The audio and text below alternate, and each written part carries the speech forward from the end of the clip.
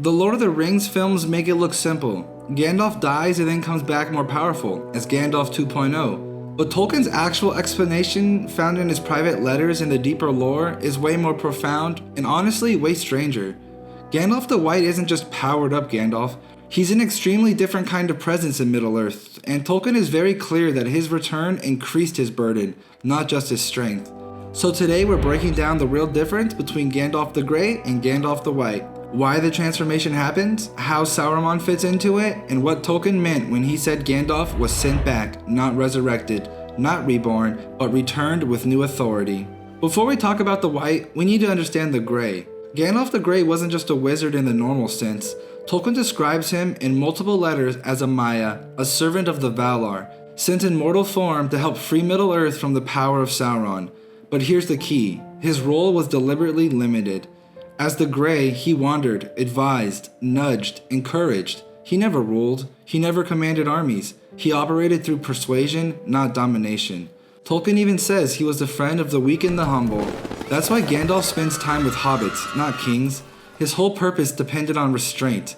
If he used too much of his power, he would be breaking the rules of his mission, which brings us to this. The Astari, the Wizard Order, were not sent to fix Middle-earth, but to inspire the free peoples to resist evil.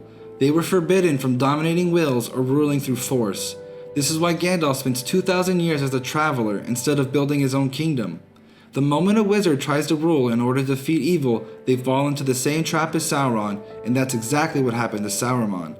So when Gandalf is the Grey, he is humble, a wandering resistor of evil. His cloak literally reflects that role, plain, subtle, and approachable. But then, Moria happens. When Gandalf fights the Balrog and dies, Gandalf put his mission aside and sacrificed himself for his companions. He was then accepted by the One, enhanced, and returned. Tolkien says in letter 156 that Gandalf had gone beyond his task and was therefore granted the ability to return until his work was finished. Both his power and wisdom are much greater. Gandalf the Grey could not have dealt so with Theoden or Saruman.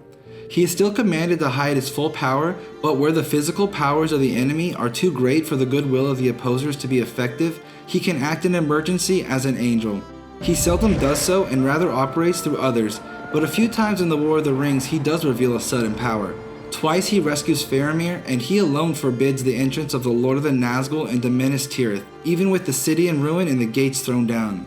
Yet so powerful is the might of the human resistance that he forms that he never has to directly fight the Lord of the Nazgul to defeat him.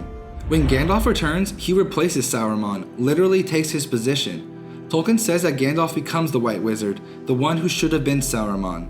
Saruman was originally the White because the White represented wisdom, insight, and leadership. But when Saruman turned to domination and industrialization, he lost the right to the title. Gandalf doesn't just get stronger, he inherits the office Saruman abandoned.